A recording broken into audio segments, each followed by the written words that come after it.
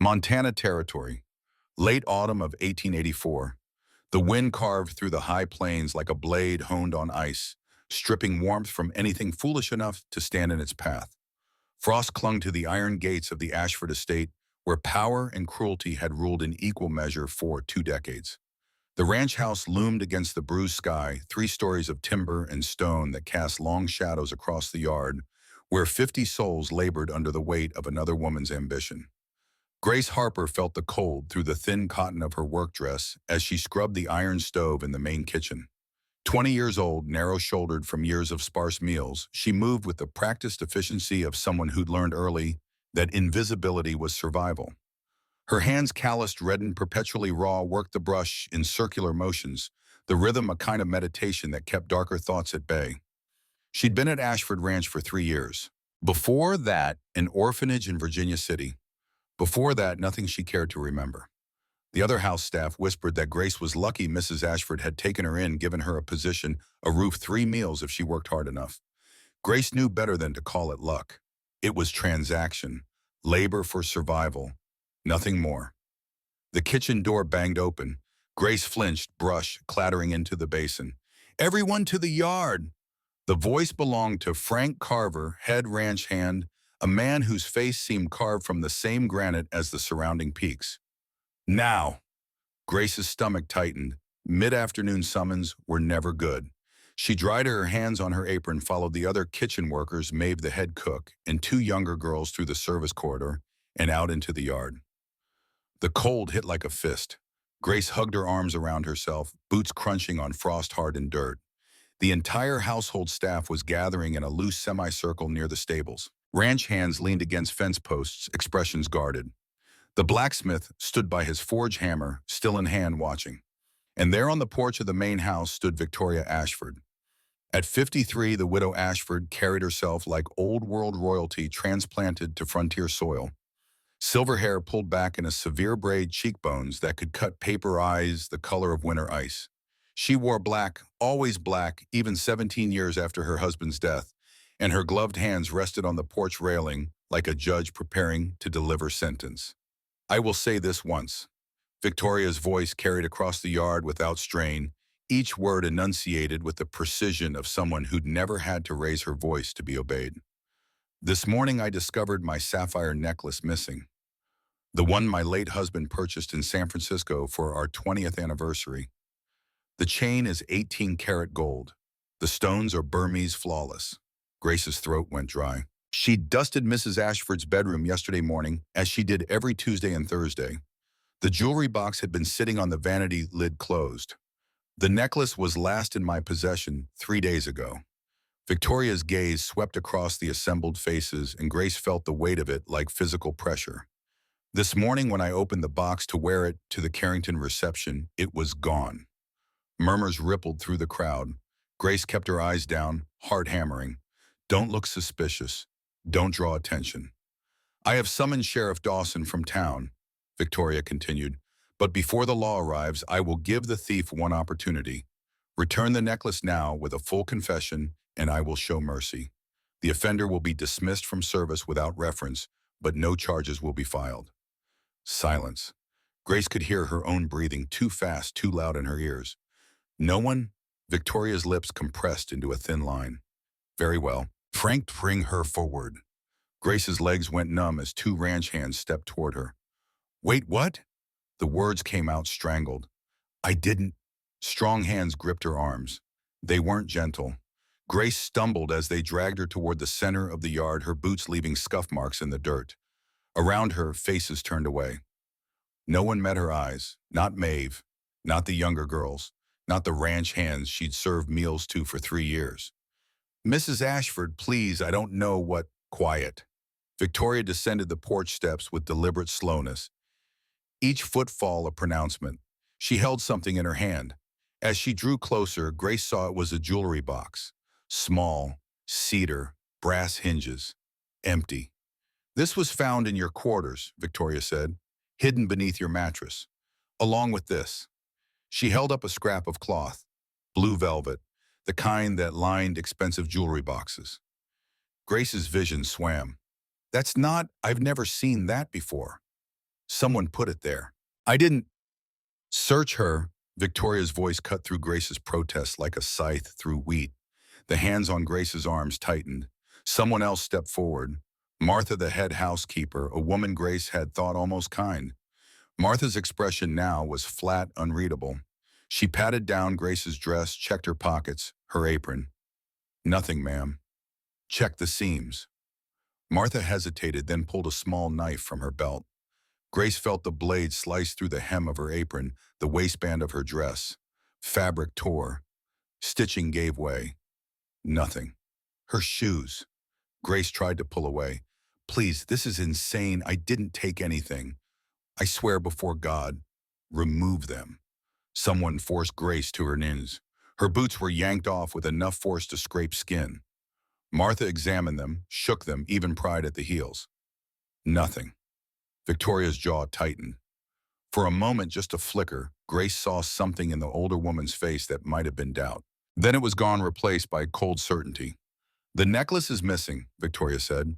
The box was in your room. You had access to my chambers. You cleaned them yesterday. So did two other girls, Grace gasped out. I wasn't alone. Maeve was there. She can tell you. Maeve was supervising in the hallway. You were the only one who entered my bedroom. Victoria's voice dropped lower, more dangerous. And you are the only one with a history of theft. Grace's blood turned to ice. I was 12, she whispered. I took bread from a bakery because I was starving. The orphanage. A thief is a thief, Victoria turned to address the crowd. This woman came to us from the Virginia City Foundling Home 3 years ago. Her records show a pattern of petty larceny. I was told she had reformed. I gave her a chance. Grace wanted to scream that she'd been a child, that stealing bread to survive wasn't the same as stealing jewelry, that the records were from a time when she'd had no choice. But her throat closed around the words, because she could see it in Victoria Ashford's eyes now.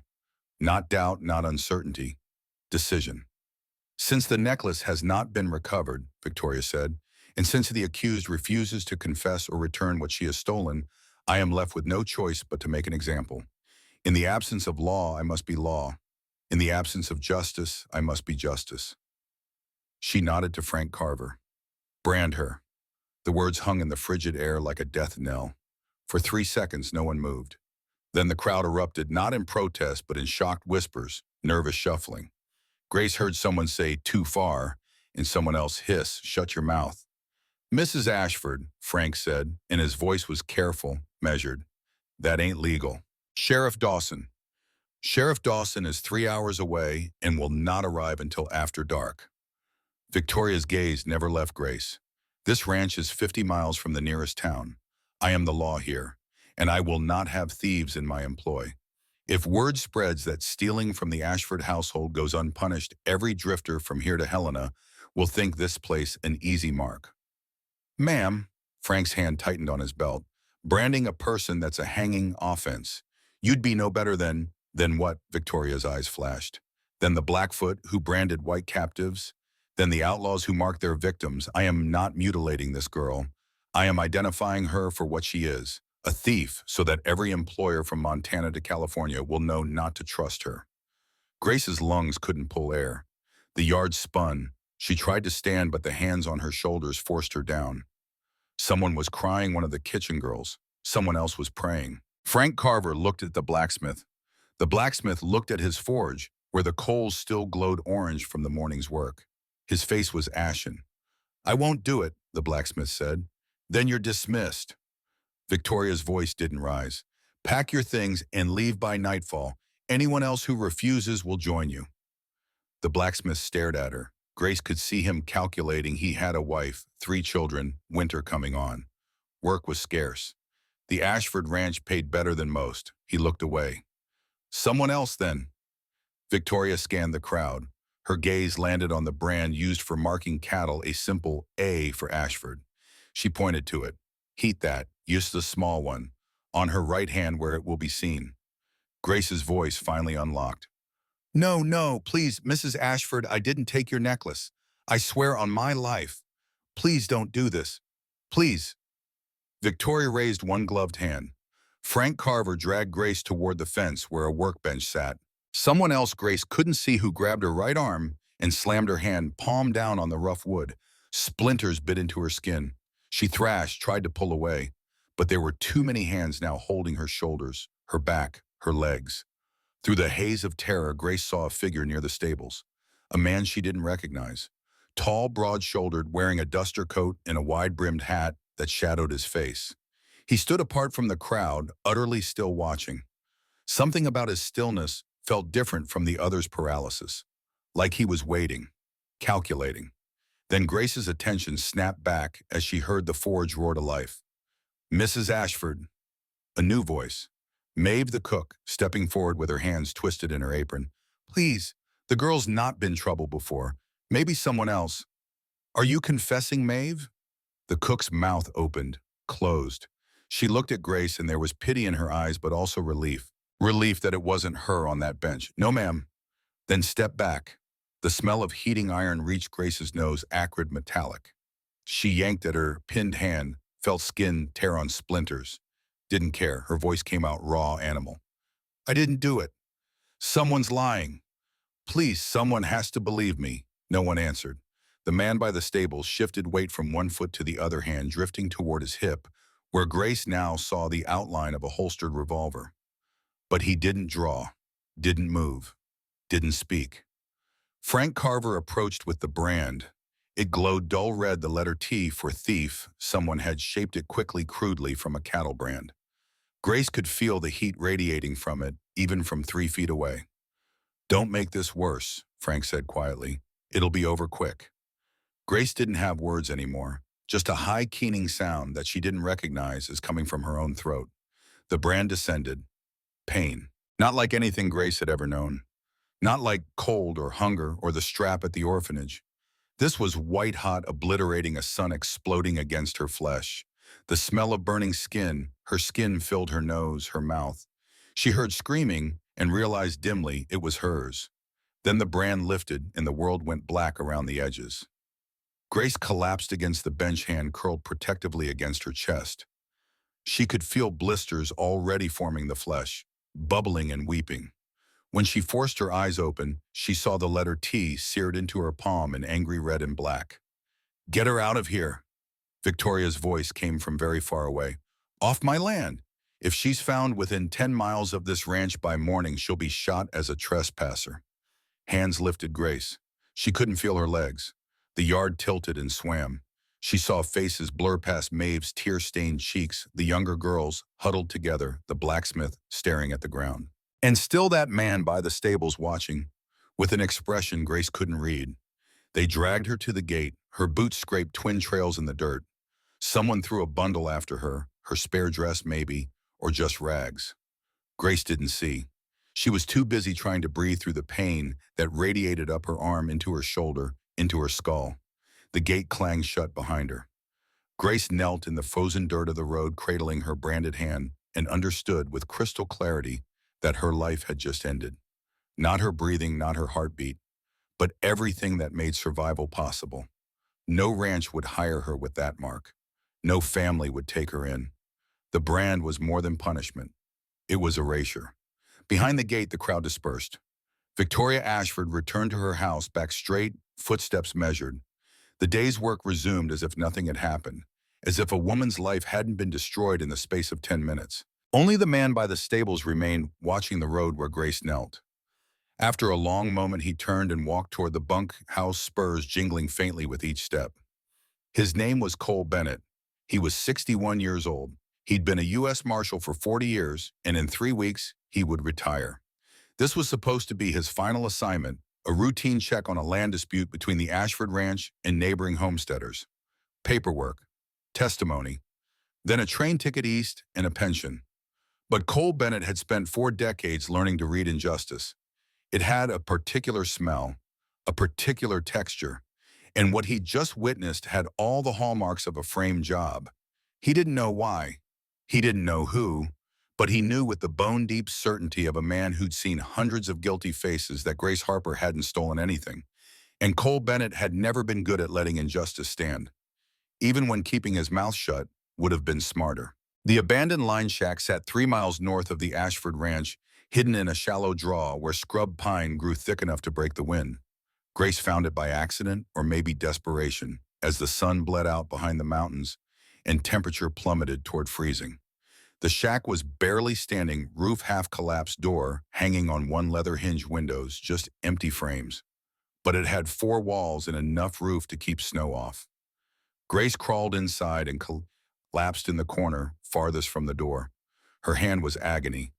The brand had stopped bleeding, but the blistered flesh wept clear fluid that soaked through the hem of her dress, which she'd torn off and wrapped around the wound. Every heartbeat sent fresh jolts of pain up her arm. She could smell the burned skin, could taste it in the back of her throat. Grace pressed her back against the rough wall and tried to think. Failed. Her mind kept circling back to the same question: who? Who had planted that jewelry box in her room? Who had torn a piece of velvet from Mrs. Ashford's collection and hidden it in her mattress? It wasn't random. It was deliberate. Someone had gone to considerable effort to ensure Grace took the blame. But why she wasn't close to anyone on the ranch? Kept her head down, did her work, spoke when spoken to. She had no enemies because she had no relationships. That was how she'd survived 3 years, by being invisible. Except she hadn't been invisible enough. Grace's thoughts were interrupted by a sound outside, footsteps, careful, deliberate. She froze, hardly breathing. If it was Victoria's men come to finish what they'd started. The door creaked open. A figure filled the frame, backlit by twilight. Grace scrambled backward, ignoring the spike of pain from her hand, searching for anything she could use as a weapon. Her fingers closed around a rotted length of wood. Easy. The voice was male, low, calm. I'm not here to hurt you. He stepped inside. In the failing light, Grace could make out broad shoulders, a weathered face, eyes that seemed to hold more years than the body that carried them. He wore a long duster coat, wool-quality material. A marshal's star gleamed on his vest. Grace's stomach dropped. Please, I didn't steal anything, I swear. I know. He set a bundle on the floor between them, then lowered himself to sit on a half-rotted crate, movements careful like a man whose joints complained in the cold. Brought you some things. Food, blanket, salve for that burn. Grace stared at him. Why? Because what happened today was wrong. He pulled off his hat, revealing iron gray hair and a face carved with deep lines, not from cruelty, but from years of squinting at horizons and weighing the worth of men's words. Name's Cole Bennett, U.S. Marshal out of Helena. Been at the Ashford place for the last week on business. You saw. Grace's voice cracked. You were there, you saw them brand me, and you didn't. Wasn't my jurisdiction. Ranch law. I got no authority there unless federal statutes are violated. Cole's jaw tightened. But Mrs. Ashford branding you, that crossed a line. Way I see it, that makes it my business. Grace laughed, a harsh, broken sound. So arrest her. Can't. Not yet. No evidence. She's guilty of anything but cruelty, and that ain't a federal crime. He leaned forward, the elbows on knees. But someone stole that necklace. Someone framed you. And I aim to find out who. Why? Grace asked again, because it made no sense. Marshals didn't care about house servants. Didn't care about branded thieves. Why, what's it to you? Cole was quiet for a moment. When he spoke, his voice carried weight that had nothing to do with volume. 23 years ago, I had a daughter, Emma. She was about your age, maybe a year younger. Worked as a seamstress in a town outside Billings. The past tense hit Grace like a fist. She was accused of stealing from the shop owners, till $50. She didn't do it, I know she didn't, but the owner was a town elder, well respected. My Emma was just a girl with a convict father and no mother. Who do you think they believed? Grace didn't answer. Didn't need to. They didn't brand her, Cole continued, voice flat, now emptied of emotion. But they did worse, ran her out of town in the middle of winter. No coat, no money, no horse. He paused. Sheriff found her body 3 days later, froze to death trying to walk the 40 miles back home. Silence filled the shack. Outside, wind rattled through bare branches. I'm sorry, Grace whispered. Don't be sorry. Cole's eyes met hers, and they were hard not with anger at her, but with anger at a world that ground people up for the crime of being powerless. Be ready, because I'm going to find out who did this. And when I do, we're going to make it right. How Grace gestured at her branded hand. This is permanent. Even if you catch whoever stole the necklace, even if you prove I'm innocent, I'm still marked. Still a thief in everyone's eyes. I'm finished. Maybe. Cole stood, picked up his hat. Or maybe you're just getting started. I've seen folks branded as cowards turn into heroes. Seen liars become truth-tellers. That mark on your hand, it only means what you let it mean. He moved toward the door, then paused. There's a canteen in that bundle. Food enough for 3 days if you're careful. Salve's good army issue saw plenty of burns in the war. Keep that wound clean or you'll lose the hand. Marshal, Grace's voice stopped him. Why tell me about your daughter? Cole looked back, expression unreadable in the darkness. So you know you're not alone, and so you understand I ain't doing this out of pity. I'm doing it because someone has to. Might as well be a man who's got nothing left to lose. Then he was gone, the door swinging shut behind him with a soft creak.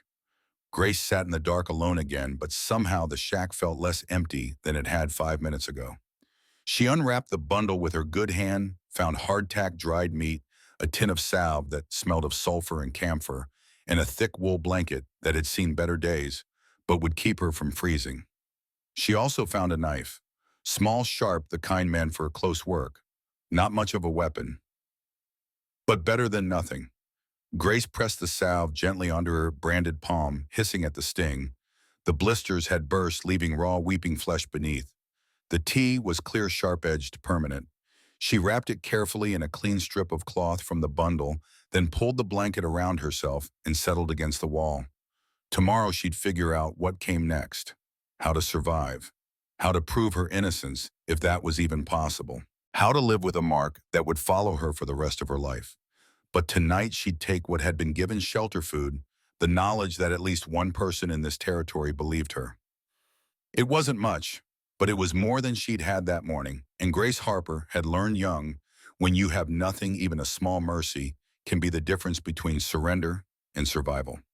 Cole Bennett returned to the Ashford bunkhouse after full dark, moving quietly through the yard where lamplight glowed in scattered windows. Most of the ranch hands were in the mess hall playing cards and drinking rot-gut whiskey. Cole avoided them, slipped into the small room he'd been assigned, and sat on the narrow cot to think. He'd been a lawman long enough to recognize patterns. And what had happened today followed a pattern he'd seen before, not often, but enough to recognize it when it appeared. Frame jobs happened for one of 3 reasons: revenge, profit, or cover. Revenge. Had Grace Harper wronged someone on this ranch? Seemed unlikely. The girl was a ghost, spoke to no one, caused no trouble. Hard to build enemies when you barely existed. Profit. Had someone stolen the necklace to sell possible? A Burmese sapphire on an 18-karat chain was worth a year's wages for most ranch hands. But fencing something that distinctive would be risky, and framing Grace added unnecessary complication. Why not just steal it and run? Which left cover. Someone had stolen the necklace, but not for money, for some other reason. And Grace had been convenient collateral damage, a scapegoat to stop investigation before it started. Cole closed his eyes, replaying the scene in the yard. Victoria Ashford's certainty. The jewelry box found in Grace's room. The scrap of velvet. Too convenient. Too neat. Someone had known exactly where Grace slept. Had known her schedule. Had known she cleaned Victoria's chambers on Tuesdays and Thursdays. Had known she had a record, however slight, of petty theft as a child. That narrowed it down. Not just anyone could have planted evidence in Grace's room. Had to be someone with access to the servants' quarters. Someone who knew the household routines. Cole pulled a small notebook from his coat, the kind every marshal carried, filled with names and dates and observations. He flipped to a blank page and began to write. Suspects 1, Marcus Ashford. Mrs. Ashford's son, age 27, gambler. In debt, motive money, cess limited to main house, but could have paid someone. 2, Frank Carver, head ranch hand, age 44, loyal to Victoria, motive unclear, access yes, but no obvious reason. 3, Maeve O'Brien, head cook, age 51, Irish immigrant, quiet, motive jealousy, Grace younger, prettier, access yes. 4, Martha Green, head housekeeper, age 48, supervised Grace directly, motive unknown, access yes. Cole tapped the pencil against the page. None of it felt right. Maeve and Martha had both seemed genuinely shaken by the branding. Frank Carver had tried, however weakly, to protest. That left Marcus, Victoria's son. Cole had seen him twice since arriving, once at dinner, once riding into town with his friends. Young cocky, the kind of man who wore his privilege like armor. He'd laughed too loud at jokes that weren't funny and drank too much wine. The type to get in over his head with cards. The type to steal from his mother if he needed cash fast. But would he frame a servant that took premeditation? Planning. Marcus Ashford didn't strike Cole as the planning type. Unless. Cole's pencil paused. Unless he'd had help. Someone who knew the household. Someone who could plant evidence, who could ensure Grace was blamed. Someone who had their own reasons for wanting the theft covered up quickly. Cole needed more information, and for that he'd need to take a risk. He stood, pulled on his coat, and slipped back outside. The moon was up now, casting silver light across the yard. Cole made his way to the stables, empty this time of night, just horses sleeping in their stalls and the smell of hay and manure. At the far end, in a small tack room, lived Ethan Cross. Ethan was 53, a tracker by trade, part Cheyenne, part Irish, all hard edges and silence. He'd worked for the Ashford Ranch for 7 years, longer than almost anyone else. If there were secrets on this ranch, Ethan would know them. Cole found him sitting on a crate, sharpening a knife by lamplight. Ethan looked up, eyes flat and dark. Marshall. Ethan. They regarded each other. Cole had learned early in his career that some men didn't respond to questions. They responded to silence. So he waited. After a full minute, Ethan said, "She didn't do it." Cole nodded. "I know. You gonna do something about it?" "Trying." Cole leaned against the doorframe. "Need information." "Marcus Ashford, does he gamble?" Ethan's knife scraped along the wet stone, a rhythmic rasp in the quiet. "Every week. Poker game at the saloon in town. Loses more than he wins." "How much?" "Don't know exact figures. But last month I saw him arguing with a man outside the saloon. Man had the look of a debt collector." Cole filed that away. "Anyone else with access to Victoria's bedroom? Anyone who might have wanted to steal that necklace?" Ethan stopped sharpening. His gaze moved to the stable door, checking they were alone. When he spoke, his voice was barely above a whisper. 3 weeks ago, I was up late, tending a sick horse. Around 2 in the morning, I heard someone moving around the main house. Quiet, like they didn't want to be heard. Who? Couldn't see, just a shape. But they were coming from the direction of Victoria's wing, heading toward the servants' quarters. Moving fast. Cole's pulse quickened. Man or woman? Can't say for certain. Medium height. Could have been either. "Why didn't you report it?" Ethan's expression didn't change, but something in his eyes darkened. "Because I'm half-breed, Marshall. On a ranch like this, I report something without proof, I'm the one who gets accused. I keep my head down and do my job. It's kept me alive this long." Cole understood. Didn't like it, but understood. "Anything else? Anything strange in the weeks before the theft?" Ethan considered. "Martha, the housekeeper, she's been nervous, jumpy. Started about a month ago. Asked Victoria for time off twice. Got denied both times. That's not like her. Martha's worked here 14 years without missing a day." "You think she's involved?" "I think she's scared." Which could mean anything: guilty, conscious knowledge of something she didn't want to know, or fear of being next. Cole would need to talk to Martha, but carefully. Spook her and she'd clam up or run. "One more thing." Ethan slid the knife back into its sheath. "That brand they used on the girl. It wasn't the standard cattle brand. Someone made it special. Had to be done in advance. You don't just shape iron into letters on a whim. Takes planning." Cole's blood went cold. He'd missed that detail. But Ethan was right. The brand had been too clean, too deliberate, which meant someone had known before Victoria discovered the theft that Grace would be accused. This wasn't opportunistic. It was calculated. "Thanks." Cole pushed off from the doorframe. "You see or hear anything else, you find me." Ethan nodded once. "Marshall, that girl's got no one, no family, no friends. She's an easy target. Whoever did this, they picked her because she's disposable." "I know. You planning to change that?" Cole met Ethan's gaze. "I'm planning to try." Ethan almost smiled. Not quite, but close. "Then maybe she's got a chance." Cole left the stables and returned to his room. He didn't sleep. Instead, he sat on the cot and added notes to his ledger, circling names, drawing connections. Marcus Ashford, motive limited access. Martha Green access. Acting strange possibly knows something. Unknown person moving through house at night 3 weeks ago. Brand made in advance premeditation planning. Tomorrow he'd start digging. Carefully, quietly. Because if his suspicions were correct, someone on this ranch was dangerous. And they'd already proven willing to destroy an innocent woman's life to protect their secret. Cole had 3 weeks left before his retirement. 3 weeks to find the truth. He'd spent 40 years hunting down outlaws, murderers, thieves. This should be simple. But as he stared at the list of names, a cold certainty settled in his chest. This was going to be the hardest case of his career, because the people he was hunting weren't desperate criminals. They were respectable. They had power. And they'd use that power to brand a woman like livestock. If Cole exposed them, they'd fight back with everything they had. And if he failed, if he couldn't prove Grace's innocence, she'd die out in that shack, or on the road, or in some other forgotten corner of Montana. Just another disposable girl that nobody cared about. Just like Emma. Cole's jaw tightened. He picked up the pencil again and wrote one more line. Time 21 days, then I'm gone. If I can't solve this before retirement, no one will. 21 days to catch a thief. 21 days to save Grace Harper. 21 days to finally get justice for the daughter he'd failed. The clock was ticking. Grace woke to frost coating the inside of the shack's walls, and her breath forming clouds in the frigid air. Her hand throbbed with a deep, sullen ache that made her nauseous. She unwrapped the bandage, carefully wincing at the side of the brand's still weeping edges, red and inflamed. But not infected. Not yet. She applied more salve, rewrapped the wound, then forced herself to eat some of the hardtack and dried meat Cole had left. It tasted like sawdust, but she chewed mechanically, knowing she'd need strength for whatever came next.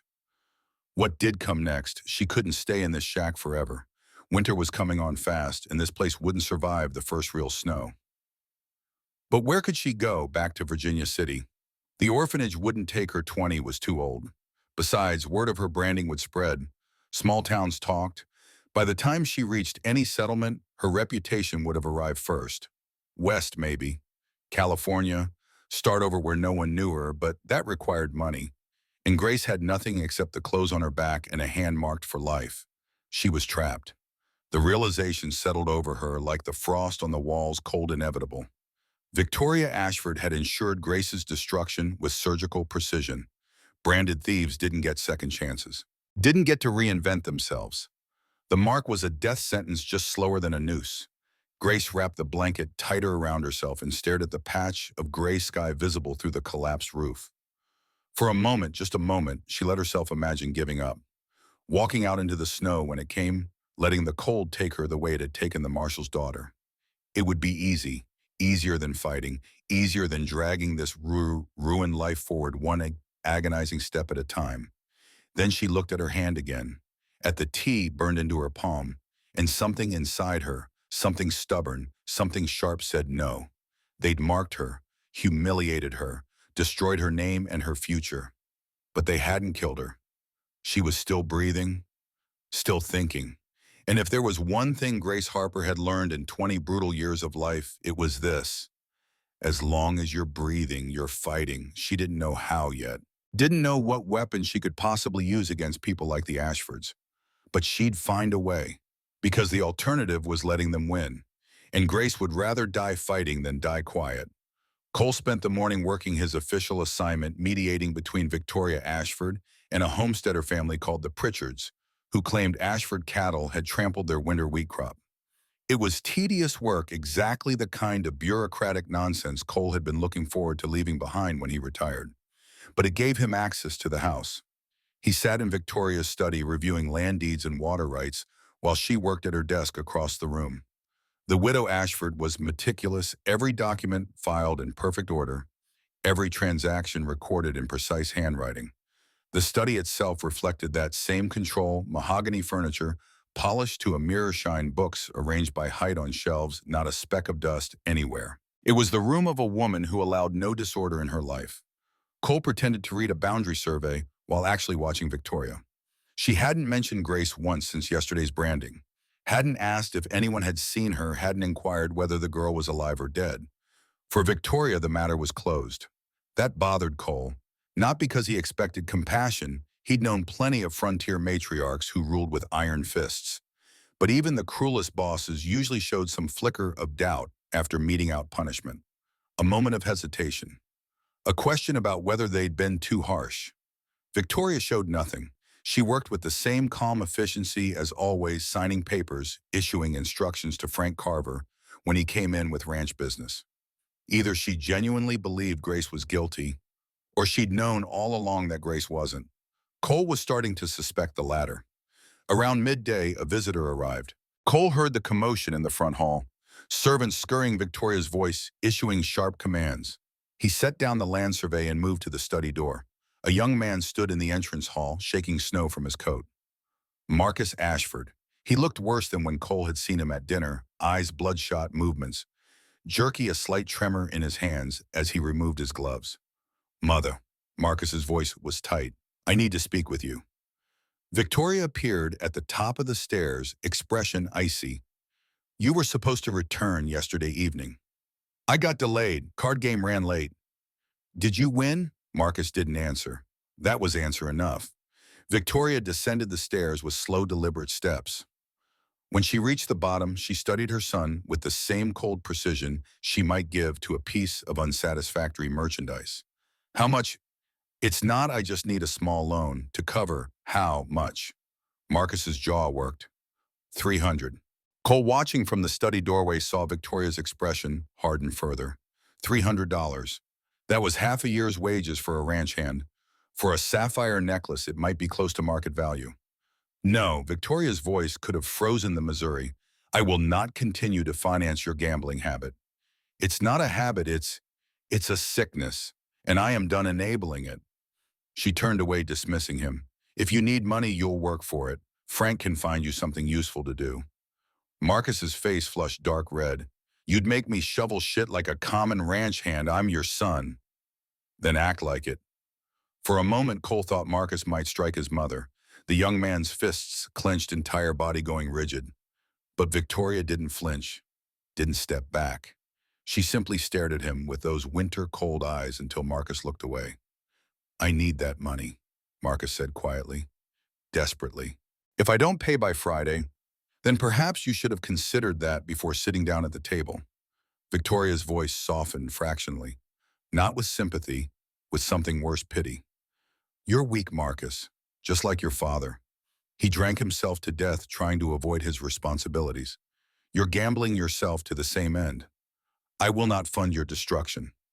She walked past him toward her study. Marcus stood in the hall, shaking with rage or fear, or both. Cole couldn't tell. Then Victoria noticed Cole in the doorway. Marshall, I apologize for the interruption. She gestured to the papers on her desk. Shall we continue? Cole nodded slowly, stepping back into the study, but he watched Marcus through the open door. Watched the young man's face cycle through emotions, anger, desperation, calculation. Watched him turn and stride out of the house, slamming the door hard enough to rattle windows. And Cole thought $300. Exactly the kind of debt that would drive a man to steal from his own mother. The kind of debt that would make him desperate enough to frame an innocent servant to cover his tracks. Cole had his primary suspect. Now he just needed proof. Cole waited until nightfall before making his move. The ranch house was dark except for Victoria's study, where lamplight still glowed behind heavy curtains.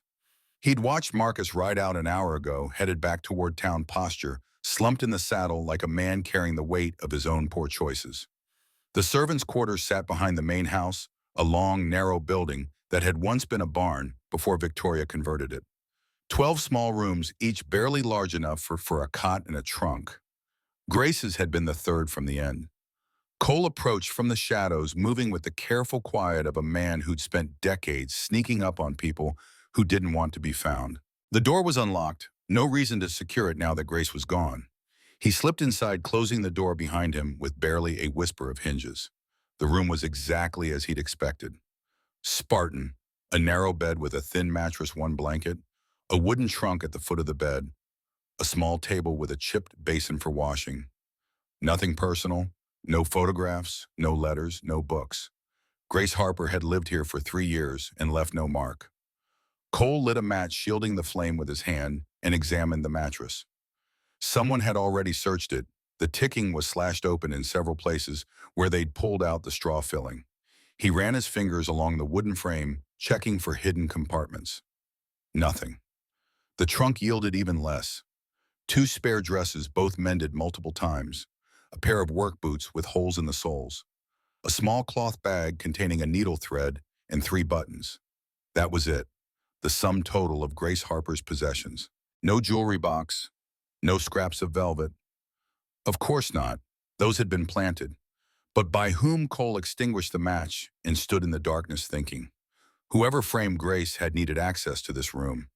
That meant servants or someone who could move through the quarters without raising suspicion.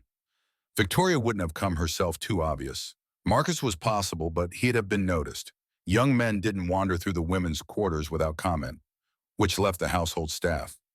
Cole needed to talk to Martha Green, the housekeeper who'd been acting nervous, the one who'd searched Grace during the branding, who'd followed Victoria's orders without protest but also without enthusiasm. The one Ethan said had asked for time off twice and been denied. People asked for time off for 2 reasons: they wanted to leave or they wanted to avoid something. Martha had worked here 14 years without complaint. What had changed? Cole slipped back outside and made his way toward the main house.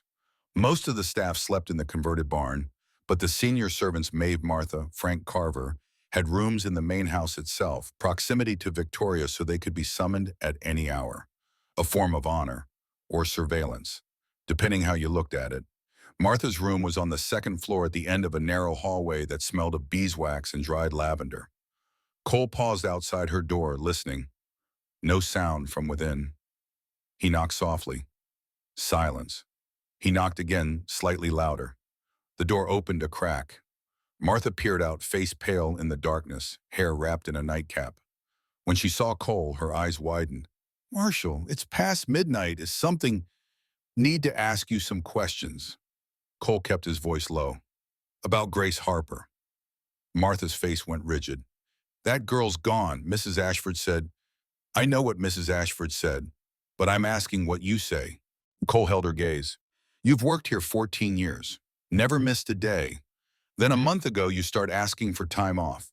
Why? That's none of your..." "Martha." Cole's voice sharpened.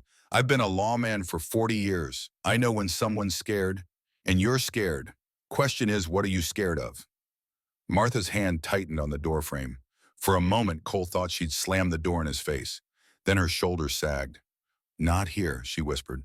"The wall she has people listening." "Where?" "Storage cellar. Behind the kitchen. 10 minutes." The door closed before Cole could respond. He made his way downstairs, found the kitchen dark and cold, the stove banked for the night. The storage cellar was accessed through a trapdoor near the pantry, steep wooden stairs leading down into a space that smelled of earth and preserved vegetables. Cole lit a small oil lamp he'd brought and waited. Martha appeared 5 minutes later, wrapped in a heavy shawl, carrying her own lamp. She descended carefully, closing the trapdoor above her. Down here, the lamplight cast dancing shadows across shelves lined with jars and crates. "Talk fast," Martha said. "If Victoria finds out I spoke to you..." "Grace didn't steal that necklace." "I know." Martha's voice was barely audible. Cole's pulse quickened. "You know how..." Martha sank onto a crate, suddenly looking much older than her 48 years. Her hands twisted in the fabric of her shawl, knuckles white. "Because I saw who did." The words hung in the cold cellar air like frost. Cole forced himself to stay calm, to not push too hard. Martha was balanced on a knife's edge between fear and confession. One wrong word and she'd bolt. "Tell me," he said quietly. Martha drew a shaky breath. 3 weeks ago, I was doing inventory down here. We do it monthly, count supplies for winter ordering. It was late, maybe 10 o'clock. I heard someone moving around upstairs in the kitchen. Figured it was Maeve getting an early start on bread dough." She paused, gathering courage. "But then I heard footsteps going toward the main house. Heavy footsteps. Not Maeve. I came up to check, and I saw..." Her voice cracked. "I saw Marcus, Mrs. Ashford's son. He was carrying something wrapped in cloth, moving fast like he didn't want to be seen." Did he see you? No, I ducked back down here, waited until he was gone. Then I went to bed and tried to forget about it. But you didn't forget. Martha shook her head. Next day, Marcus rode into town, came back late drunk, bragging to the ranch hands about a big card game. Said he'd come into some money and was going to win it all back. Cole's mind raced. Marcus had stolen the necklace 3 weeks ago, had probably pawned it or sold it outright, used the money to gamble, lost it all, and now found himself in the same desperate position, maybe worse. Why didn't you tell Victoria? Martha laughed a bitter, broken sound. Tell her that her only son is a thief, and tell her that the boy she spent 20 years grooming to take over this ranch that stole from her Marshall. You don't understand what Victoria Ashford is like. She doesn't forgive. She doesn't forget. She'd destroy me for knowing, for not telling her immediately. So you kept quiet and watched that poor girl get branded for something Marcus did. Martha's eyes filled with tears. I'm a coward. I know it. But I have a sister in Chicago. She's sick, needs medicine. I send her half my wages every month. If Victoria fires me, Sarah dies. So I stayed quiet and I hated myself for it. Cole understood. The math was brutal, but simple, one girl's life against another's. Martha had made her choice. Most people would have made the same one, but that didn't make it right. Marcus couldn't have planted the evidence in Grace's room alone, Cole said. He doesn't have access to the servants' quarters. Someone helped him. Martha was quiet for a long moment. When she spoke, her voice was heavy with something that might have been shame or might have been relief. The jewelry box that was found in Grace's room, that wasn't Mrs. Ashford's box. I've handled her jewelry collection for years. I know every piece. That box was new. Someone bought it in town, made it look old. Who? I don't know, but 3 days before the necklace was reported missing, I saw Marcus talking to someone in the stables. Couldn't see who it was, dark, and they were keeping their voices low. But whoever it was, they were arguing, and I heard Marcus say, just do it exactly like we planned. Cole's jaw tightened. So this wasn't improvised desperation. Marcus had planned it, had arranged for Grace to take the fall, had worked with someone on the ranch to frame her. This person Marcus was talking to, man or woman, couldn't tell, medium height, wearing a long coat. That didn't narrow it down much, but it confirmed what Cole had suspected. Marcus wasn't smart enough to pull this off alone. He'd needed help. Someone who knew the household routines, who could move through the servants' quarters without suspicion, who could plant evidence and make sure Grace was the one accused. Why Grace? Cole asked. Why her specifically? Martha wiped at her eyes. Because she's nobody, no family, no friends. A girl with a record from the orphanage, even if it was just stealing bread as a child. She was perfect. Victoria wouldn't question it. No one would defend her, and she'd disappear without anyone caring. Except Martha had cared, just not enough to speak up. What are you going to do? Martha asked. If you confront Marcus, he'll deny it. It's my word against his, and I'm just the housekeeper. Victoria will never believe me. Then I'll need more than your word. Cole stood. I need proof. Where would Marcus have sold the necklace? Town's too small. Everyone knows everyone. He'd have gone to Helena, maybe Butte. Somewhere he could pawn it without word getting back to Victoria. That's a start. Cole moved toward the stairs. You keep your mouth shut. Don't tell anyone we talked. And Martha, don't hate yourself too much. You're doing the right thing now. That counts. Does it? Martha's voice was hollow. That girl's still branded, still marked for life. Whether we prove her innocent or not, she's ruined. I did that. I stayed silent and let it happen. Cole didn't have a good answer for that, because Martha was right. Even if they exposed Marcus, even if they dragged him before a judge and made him confess, Grace would still carry the scar. Still be known as the girl who'd been branded a thief, innocent or not. Some damage couldn't be undone, but that didn't mean you stopped trying. Get some sleep, Cole said. I'll be in touch. He climbed back up into the kitchen, leaving Martha sitting alone in the cellar among the preserved vegetables and her guilty conscience. Grace spent the second day in the lion shack fighting off fever. The brand on her hand had turned angry red edges, weeping yellow pus despite the salve. She knew infection when she saw it, had seen enough injuries at the orphanage, watched children lose fingers, toes, whole limbs to festering wounds. She needed better medicine, needed a doctor. But doctors cost money and she had none. Doctors also asked questions about how a woman came to have a fresh brand on her palm. And those questions would lead back to the Ashford Ranch, back to Victoria, back to a noose or a bullet. So Grace gritted her teeth and reapplied the salve every few hours, wrapped the wound in the cleanest cloth she could tear from her spare dress, and tried not to think about what would happen if the infection spread. She was dozing in and out of feverish half-sleep when she heard horses. Grace's eyes snapped open. She scrambled to the corner farthest from the door, heart hammering. Victoria's men coming to finish what they'd started. Or bounty hunters. Or just drifters who'd seen smoke from her small fire and decided to investigate. None of the options were good. The door swung open. Sunlight streamed in, silhouetting a figure Grace recognized even through the fever haze. Cole Bennett dismounted and stepped inside, closing the door quickly behind him. He carried a leather satchel that he set down gently before kneeling beside Grace. "Let me see the hand." Grace hesitated, then extended her branded palm. Cole unwrapped the bandage with practiced care, and his expression darkened. "It's infected. Bad." "I know." Grace's voice came out hoarse. "The salve isn't strong enough." "No, it's not." Cole pulled items from his satchel, glass bottles, clean bandages, a small flask of whiskey. "This is going to hurt. A lot. But if we don't clean it properly, you'll lose the hand. Maybe more." Grace nodded. She'd expected this. Dreaded it, but expected it. Cole soaked a cloth in whiskey met her eyes. "You want something to bite down on. Just do it." He pressed the whiskey-soaked cloth against the infected brand. Grace's world exploded into white-hot agony. She heard herself scream, couldn't stop it, didn't try. The whiskey felt like liquid fire poured directly into her veins. She could smell it burning away the pus, the dead flesh eating down to raw nerve endings. Then it was over. Grace sagged against the wall, gasping, tears streaming down her face. Cole worked quickly, applying a different salve, something that smelled medicinal sharp, then wrapping the wound in clean bandages. His hands were steady, efficient, the movements of someone who'd treated plenty of battlefield injuries. "You were in the war," Grace managed. "Second, Bull Run, Antietam, Gettysburg." Gary Cole finished the bandage and sat back. "Saw plenty worse than this. You'll keep the hand if you follow instructions. Change the bandage twice a day. Keep it clean. Don't use that hand for anything unless you have to." He pulled a bottle from the satchel, dark glass labeled in cramped handwriting. "Laudanum, small doses only. It'll help with the pain and the fever. But be careful, this stuff can hook you if you're not."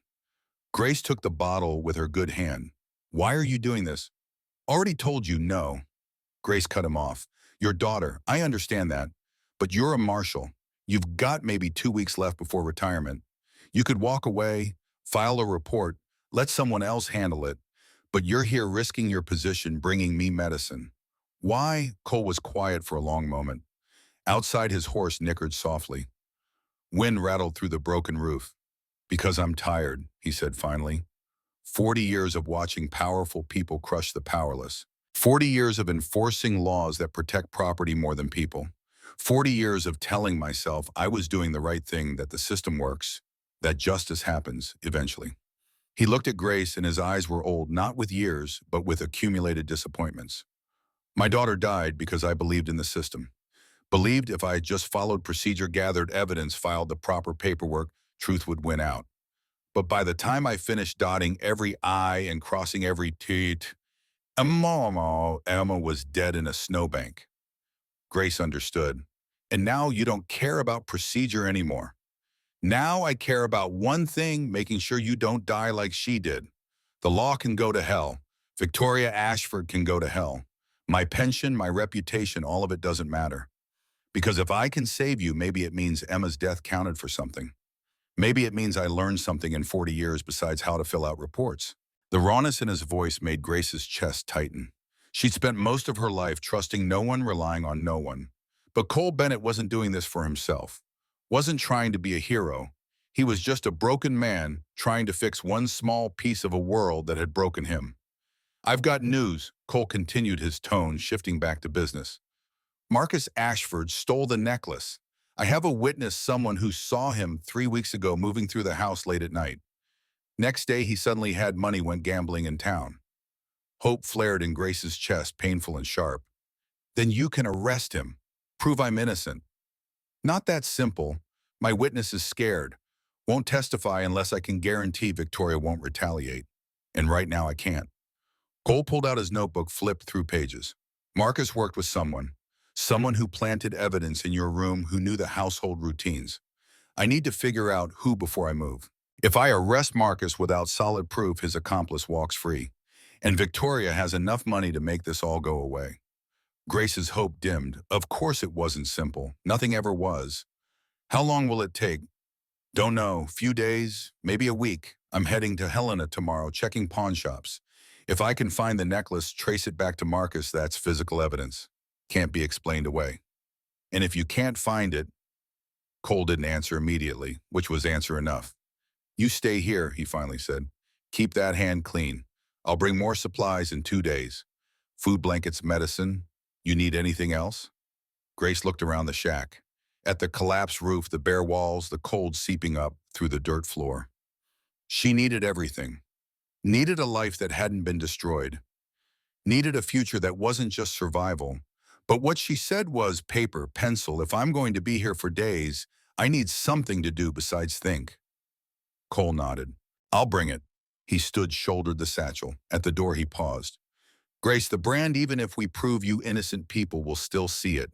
Still judge you. You understand that? Yes. And you're still willing to fight. Grace looked at her bandaged hand. At the T hidden beneath layers of cloth seared into her flesh for life. She thought about just accepting it. Taking Cole's medicine, healing enough to walk, then disappearing into the wilderness. Letting Grace Harper die and becoming anyone else. But that felt like giving up. Like letting Victoria Ashford and Marcus and whoever else was involved win. I'm still willing, she said. Cole's expression softened fractionally. Might have been respect, might have been sadness. Good, because this is going to get harder before it gets better. Then he was gone, the door swinging shut, leaving Grace alone with her pain and her anger and the small, fragile ember of hope that maybe, just maybe, justice was still possible, even in a world that seemed designed to crush it. Cole rode toward Helena the next morning, leaving before dawn. The journey would take most of the day, 40 miles of rough terrain, twice that if he wanted to check Butte as well. But he needed to find that necklace. Needed physical evidence that would stand up in court, that couldn't be dismissed as hearsay or vendetta. The mountains rose around him as he rode, autumn aspens, already bare snow, dusting the higher peaks. Beautiful country, harsh, unforgiving to the weak or unlucky. Emma had died in country like this. Frozen to death walking a road not much different from the one Cole traveled now. He'd found her body himself 3 days after the store owner had run her out of town. She'd made it 18 miles before the cold took her. Died curled up under a pine tree, arms wrapped around herself like she was trying to hold in warmth that no longer existed. The town sheriff had ruled it accidental death. Case closed. The store owner, who'd actually stolen the money himself, Cole learned later, lived another 12 years before dying peacefully in his sleep. No justice, no consequences. Just another dead girl nobody cared about. Cole had tried to care through official channels, filed complaints, demanded investigations, wrote letters to territorial judges, got back polite responses about lack of evidence, about jurisdiction, issues about how tragic it all was, but nothing could be done. That's when Cole learned the truth. The system protected its own. And Emma Orphan, daughter of a lawman working a seamstress job, wasn't one of its own. He'd spent the next 20 years trying to prove that lesson wrong. Tried to be the lawman who did care, who fought for the powerless, who made the system work like it was supposed to. He'd succeeded sometimes, failed more often. And now, 3 weeks from retirement, he was right back where he'd started fighting to save a girl who reminded him too much of Emma, armed with nothing but stubborn refusal to accept that powerful people could destroy lives without consequence. Maybe he was a fool. Probably was. But he was a fool who'd rather die trying than live with more regrets. Helena came into view around midday, territorial capital. Bigger than most Montana towns, with actual streets and brick buildings and a sense of permanence that most frontier settlements lacked. Cole headed straight for the commercial district, where pawn shops clustered like carrion birds around the bones of other people's desperation. He started with the largest shop, owned by a man named Silas Grant, who Cole had dealt with before. Grant was crooked, but smart enough to stay just inside the law. He kept records, didn't ask too many questions. Perfect place for someone like Marcus to fence stolen jewelry. The shop smelled of dust and desperation. Grant looked up from behind a counter covered in watches, knives, and other items people had traded for cash they'd probably already spent. Marshall Bennett. Grant's smile didn't reach his eyes. Long time. Need information. Cole placed a silver dollar on the counter. Burmese sapphire necklace. 18-karat gold chain. Came through here in the last 3 weeks. Grant's expression didn't change, but his hand moved fractionally toward the dollar. Might have, might not. Memory's fuzzy. Cole added 2 more dollars. Try harder. Grant palmed the coins. Maybe I remember something, but client confidentiality. Client was Marcus Ashford, Victoria Ashford's son. Cole leaned on the counter. Young cocky, probably drunk when he came in. Would have been in a hurry. Grant's eyes narrowed. You're asking about the Ashfords, Marshall. I don't want that kind of trouble. Then you shouldn't have bought stolen property. Cole kept his voice level. I can come back with a warrant, tear this place apart, find all sorts of interesting things, I'd bet. Or you can tell me what I need to know and I walk out of here forgetting that ever saw you. Grant weighed the threat. After a moment, he sighed. 3 weeks ago, young man matching that description came in middle of the day. Had a necklace wrapped in a handkerchief. Nervous, kept looking over his shoulder. I asked where he got it. He said it was a family piece, needed cash fast. And you believed him. I believed he had something valuable and I could buy it cheap. Grant shrugged. Business is business. How much did you pay? 200. It was worth 4, maybe 5. But he was desperate, took the first offer. $200. Not even enough to cover Marcus's $300 debt, which meant he'd been counting on winning big at the card table to make up the difference. Instead, he probably lost it all and ended up even worse off. You still have the necklace. Grant shook his head. Sold it 2 weeks ago. Buyer from San Francisco in town on railroad business. Paid $450. Didn't ask questions. Cole's hopes sank. Dead end.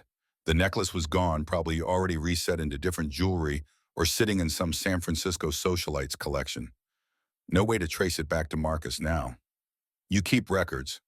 Of course, I'm a legitimate businessman. Grant's tone was sarcastic, but he pulled out a ledger, flipped through pages.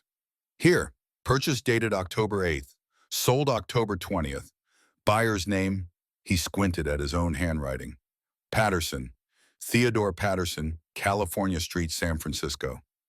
Cole copied the information into his notebook, but he knew it was useless. Even if he could contact Patterson, convince him to return the necklace, it would take months. And Cole had days. The young man Marcus, he say anything else, mention anyone he was working with. Grant thought back. He said something about she better hold up her end. Figured he meant a sweetheart, some girl he was trying to impress. Didn't think much of it. She. Marcus had a female accomplice. That narrowed it down significantly. Martha had access, but she was too scared, too honest in her guilt. Maeve the cook, possible, but she'd seemed genuinely distressed during the branding. One of the younger maids, maybe, but they had no motive. Unless Marshall. Grant's voice interrupted Cole's thoughts. We done here? Cole nodded absently, headed for the door. His mind was racing through possibilities, discarding them as quickly as they formed. A female accomplice with access to the servants' quarters, with knowledge of the household routines, with motive to help Marcus frame Grace. Who benefited from Grace's destruction? That was the question Pauline should have been asking all along. Frame jobs happen because someone wanted someone else out of the way. Usually for reasons of jealousy or rivalry, or Cole stopped in the middle of the street, causing a wagon to swerve around him with a curse from the driver. Or ambition. What if this wasn't about the necklace at all? What if the theft was just a means to an end? Marcus needed money, yes. But his accomplice, what did she need? A position, a promotion, a place in the household that was currently occupied by someone else. Grace worked in the main house, cleaned Victoria's chambers, had Victoria's trust, however minimal. If Grace disappeared, someone would need to take over those duties. Someone would move up in the household hierarchy. Cole turned his horse back toward the Ashford Ranch, urgency driving him faster than caution should have allowed. Because if he was right, if the accomplice was someone ambitious enough to destroy an innocent girl just to advance her own position, then Grace wasn't safe even in that isolated shack. because ambitious people didn't leave loose ends. Sarah Mitchell was 24 years old, had been working at the Ashford Ranch for 2 years, and wanted more than anything to escape the laundry room, where she spent 12 hours a day scrubbing other people's clothes. She wanted what Grace Harper had: access to the main house, trust, visibility, a path to something better than permanently wrinkled hands and a back that ached by age 30. Marcus Ashford had offered her exactly that. "Help me with one small thing," he'd said 2 months ago, cornering her in the stables where she'd been hanging laundry. "Just plant some evidence. Make sure that orphan girl takes the blame. And when Victoria needs someone new to clean her chambers, I'll make sure she picks you." Sarah had hesitated. Grace had never done anything to her, barely spoke to anyone, kept to herself. But Grace also had what Sarah wanted. And life had taught Sarah that if you weren't willing to step on someone to get ahead, you'd spend your life getting stepped on. So she'd agreed. She'd bought the jewelry box in town with money Marcus provided, ripped a piece of velvet from an old dress, waited until Grace was at breakfast, then slipped into her room and planted both under the mattress. Simple. Easy. She'd expected to feel guilty, expected to lose sleep over watching an innocent girl get branded like cattle. Instead, she'd felt nothing. Just a vague sense of satisfaction when 3 days after Grace was expelled, Victoria had summoned Sarah to her study and offered her Grace's old position. "You'll clean my chambers on Tuesdays and Thursdays," Victoria had said. "You'll handle my personal laundry. You'll report directly to Martha, and if you do well, there will be opportunities for advancement." Opportunities. That was what mattered. Not some orphan girl who'd had her chance and lost it. Except now, the marshal was asking questions. Sarah had watched him yesterday talking to Martha in the hall, had seen Martha's face go pale, seen her hands shake. Martha knew something. Maybe not everything, but enough. And if Martha talked, if she told the marshal about the jewelry box, about Marcus, about Sarah, then everything Sarah had worked for would disappear. Worse, she'd face charges, conspiracy to frame, maybe attempted murder, depending how they wanted to charge it. Sarah couldn't let that happen. So that afternoon, when most of the ranch hands were out working the far pastures, and Victoria was locked in her study with the ranch accountant, Sarah slipped into the supply shed behind the kitchen. Found what she was looking for: rat poison kept for dealing with vermin in the grain stores. Arsenic, tasteless in strong enough beverages, fatal in sufficient doses. Martha took her tea every evening at 9 o'clock. Always the same black tea with honey drunk in her room before bed. A habit Victoria encouraged, said it kept the servants regular. Sarah had access to the kitchen. No one would question her being there. She wrapped the small bottle of poison in a cloth and tucked it into her apron pocket. Waited until evening. At 8:45, she went to the kitchen, prepared Martha's tea exactly the way the housekeeper liked it, added 3 drops of arsenic, stirred carefully, carried it upstairs on a tray, knocked on Martha's door. "Your tea, ma'am." Martha opened the door, face drawn with exhaustion. "Thank you, Sarah. Just leave it on the table." Sarah set the tray down, turned to go. Paused. "Ma'am, are you well? You look tired." "Just a long day." Martha picked up the teacup, blew on it gently. "Thank you for asking." Sarah left, closed the door, walked down the hallway with her heart hammering but her face calm. It would look like a heart attack. Or a stroke. Martha was 48, heavy work, too hard. These things happened. Victoria would mourn appropriately, replace her with someone younger, and life would continue. Sarah returned to her own small room, changed for bed, and waited. 10 o'clock came. No screams, no commotion. 11 o'clock. Still nothing. Sarah began to relax. It was done. The loose end was tied off. Martha would be found in the morning, dead in her sleep, and no one would suspect poison. Why would they? She was just drifting off when she heard shouting. Sarah bolted upright, heart in her throat. The shouting came from the second floor, Victoria's voice sharp and commanding, running footsteps in the hallway. No, it should have worked. 3 drops was enough. She checked. Sarah threw on a robe and hurried into the hall. Other servants were emerging, confused, scared. The shouting continued from Martha's room. When Sarah pushed through the crowd, she saw Victoria kneeling beside Martha's bed.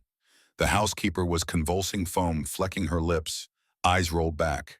The teacup lay shattered on the floor, tea soaking into the rug. and standing beside Victoria holding Martha's wrist, checking for a pulse, the marshal. Cole Bennett's eyes lifted and locked on Sarah's face, just for a second. But in that second, Sarah saw knowledge. He knew. Sarah backed away from the door, mind racing. She couldn't run, that would confirm guilt. Couldn't stay, he'd arrest her. Couldn't Martha's convulsions stopped. Her body went limp. She's still breathing. Cole's voice was steady, controlled, but barely. Someone get the doctor. Now. Frank Carver ran past Sarah, headed for the stables. Victoria stood, face ashen. What happened? Was it her heart? No. Cole picked up a piece of the shattered teacup, sniffed it. Poison. Arsenic, if I had to guess. The hallway went silent. Every eye turned to stare at Martha's still form. Who brought her the tea? Victoria's voice was ice. No one answered. Then I did, ma'am. Sarah stepped forward because running would only make it worse. I prepared it in the kitchen like always. Just tea and honey? Nothing else. Cole stood, the teacup fragment still in his hand. You prepared it alone. Maeve was there. She can vouch. Maeve left at 8:30. Cole's eyes never left Sarah's face. I saw her go, which means you were alone in the kitchen between 8:30 and 9.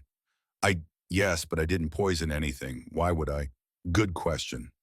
Cole set down the teacup fragment carefully. Why don't we search your room and find out? Sarah's blood turned to ice. The arsenic bottle. She'd hidden it under her mattress, planning to dispose of it tomorrow. If they found it, Marshal, this is my household, Victoria began. This is attempted murder, Mrs. Ashford. That makes it federal jurisdiction. Cole's tone left no room for argument. Frank, when you get back with the doctor, bring Sheriff Dawson too. Sarah Mitchell, you'll stay here where I can see you until they arrive. Sarah's legs almost gave out. This wasn't how it was supposed to happen. Martha was supposed to die quietly. No investigation, no suspicion. She met Cole's eyes again and saw something there that terrified her more than Victoria's anger or the prospect of jail. Understanding, the marshal understood exactly what she'd done and why. Understood that she'd helped Marcus frame Grace. Understood that Martha had been about to expose her, and he was going to make sure she paid for all of it. The Ashford Ranch was in chaos when they arrived. News had spread Sarah Mitchell arrested for attempted murder. Marcus implicated in theft. Victoria Ashford herself admitting complicity. The servants whispered in corners. The ranch hands speculated over dinner. Frank Carver walked around looking 10 years older, the weight of keeping order in a disintegrating household pressing down on him. Cole delivered Marcus to the storage cellar where Sarah was already locked up, then went to find Victoria. Grace waited in the yard watching the place that had been her home for 3 years with something like detachment. She'd hated it here, but she'd also been safe in a limited way. Fed, sheltered, not happy but surviving. Now it felt like looking at someone else's life. Someone who'd been small and scared and willing to accept crumbs. That person was gone, burned away in the same fire that had seared the tea into her palm. Grace flexed her branded hand, testing the limits of pain and movement. It was healing, slowly but healing. The flesh would scar, the mark would remain, but the pain would fade. She'd carry it forever, but it wouldn't cripple her. That realization felt important, though. Grace couldn't quite articulate why. Grace Harper. She turned to find Martha Green standing behind her, pale and shaky but upright. The housekeeper looked like she'd aged 20 years overnight. Martha's voice caught. I needed to say I'm sorry for not speaking up sooner, for letting you be branded when I knew when I suspected. You were scared, Grace said. Not forgiving, not yet, but understanding. That's not an excuse. No, but it's a reason. Grace studied the older woman. You're testifying against them, Marcus and Sarah. Yes, whatever it costs me. Martha's hands twisted in her apron. Cole Marshall Bennett, he saved my life last night. But more than that, he showed me that silence has a price, and I'd rather pay with my job than my soul. Grace nodded. Thank you for telling the truth, even if it came late. Martha blinked back tears. What will you do now? Where will you go? Away. Grace looked at the mountains again. Somewhere I can start over. Somewhere nobody knows what happened here. Take this. Martha pressed something into Grace's good hand, a small cloth bundle. It's not much, just some salve and bandages for your hand. And a letter of reference. I know my word doesn't mean much now, but it means you tried. Grace accepted the bundle. That's more than most people did. Martha nodded, wiped her eyes, and walked away. Grace tucked the bundle into her pocket and turned as Cole emerged from the house with Victoria behind him. The widow Ashford looked diminished somehow. Still elegant, still composed, but something essential had cracked. She approached Grace slowly as if approaching a wild animal that might bolt. "Miss Harper." Victoria's voice was formal, distant. "I have the documents you're owed." She held out a leather folder. Inside, Grace found a banknote for $5,000 drawn on a Helena bank and a letter on expensive stationery. "To whom it may concern, Grace Harper was wrongfully accused of theft on my property. The true perpetrators, my son, Marcus Ashford, and Sarah Mitchell, have been arrested and will face trial. Miss Harper is entirely innocent of all charges. Any person who employs her will find her honest, capable, and trustworthy. This letter serves as full exoneration and my personal recommendation. Signed, Victoria Ashford." Two witnesses had signed below, Frank Carver and Dr. Hewitt. Grace stared at the letter, black ink on white paper, a few sentences that were supposed to undo the damage of the brand, supposed to give her back her name, her reputation, her future. It wasn't enough. Could never be enough. But it was something. "Thank you," Grace said, because her mother, dead 15 years in a childbirth that also killed the baby, had raised her to be polite even to people who didn't deserve it. Victoria's composure cracked slightly. "It's inadequate. I know that. But it's all I can offer. Money and words." She paused. "If there's anything else." "There isn't." Grace folded the documents, carefully slid them back into the folder. "We're done, Mrs. Ashford. You destroyed my life. You're paying for it. That's the extent of our business." Victoria flinched, but she nodded. "Then I wish you well, Miss Harper. Truly." She turned and walked back to her house, spine straight, head high. But Grace noticed her hands were shaking. Good, Grace thought, and felt a small, vicious satisfaction. Let her shake. Let her lie awake at night, remembering what she did. Let it haunt her.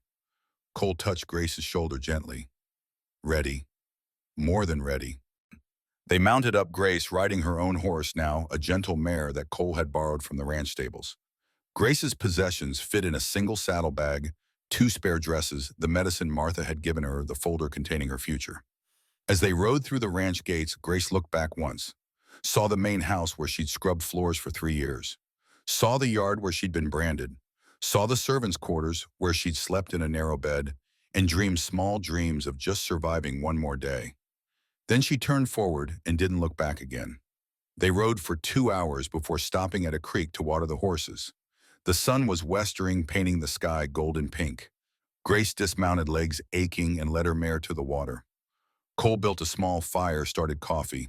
When Grace joined him, he handed her hardtack and dried venison. "We'll camp here tonight," he said. "Too far to reach Helena before dark, and I don't want to push the horses." Grace nodded, chewing mechanically. The food tasted like nothing. Everything tasted like nothing lately. Like her sense of taste had been burned away along with her old life. "You're quiet," Cole observed. "I'm thinking." About Grace was silent for a moment, organizing thoughts that felt scattered and strange. "At the saloon, when I confronted Marcus, I wanted to feel, I don't know, powerful, vindicated something, but I just felt tired." "That's because revenge doesn't give you back what was taken," Cole said. "It just confirms you survived the taking. There's a difference, Veiki." "So what does give you back what was taken, Din?" "Nothing." Cole's answer was blunt. "You don't get it back. Not really. The innocent version of you, the one who trusted that the world was fair, that hard work would be rewarded, that people were basically good, she's gone. That girl died when Victoria branded you." Grace absorbed this. It hurt to hear, but it also felt true. "So what's left? The person you choose to become now." Cole stirred the fire with a stick, watching sparks rise. "My daughter Emma, she didn't get a choice. She died before she could decide who she'd be after the world broke her. But you're alive. You've got money, exoneration, and a whole life ahead of you. You get to choose." "Choose what?" "Whether the brand defines you or you define the brand." Cole looked up, eyes reflecting firelight. "Some people, they let the worst thing that ever happened to them become their whole identity. They're forever the victim, forever broken, forever angry. And I understand that. God knows they've earned it. But but some people take the worst thing and use it as fuel. They say, "You tried to destroy me and failed. Now watch what I build from the ashes." Those are the dangerous ones, the ones who change the world. Grace looked at her branded hand, at the T that would mark her forever. "You think I could be dangerous?" Cole smiled, not quite kind, but not cruel either. Something knowing. "Grace, you stared down the man who destroyed you and didn't blink. You walked through fire and came out standing. You're already dangerous. Question is whether you know it yet." Grace didn't have an answer, but something in her chest, something that had been cold and numb for days, stirred slightly. Maybe Cole was right. Maybe she didn't need to get back what was taken. Maybe she just needed to build something new, something sharp-edged and strong, something that couldn't be branded or broken or made to disappear. "Tell me about Catherine Reeves," Grace said, "the woman with the horse ranch." Cole settled back against a log coffee cup, warming his hands. "Catherine's about 50 now. Grew up, Shoshone, married a white rancher when she was 17. He died 10 years back, heart gave out. Everyone expected her to sell the ranch, move back to her people. Instead, she kept it running. Built it into one of the best horse operations in Montana Territory. She runs it alone. Has a few hands, but mostly, yeah, she's particular about who she works with. Doesn't suffer fools." Cole paused. "She also doesn't judge based on appearance or reputation. She looks at what you can do, what you're willing to learn. You show her you're serious about horses, she'll teach you things most people never learn. And you think she'd take me on? I think she'd give you a chance. What you do with it is up to you."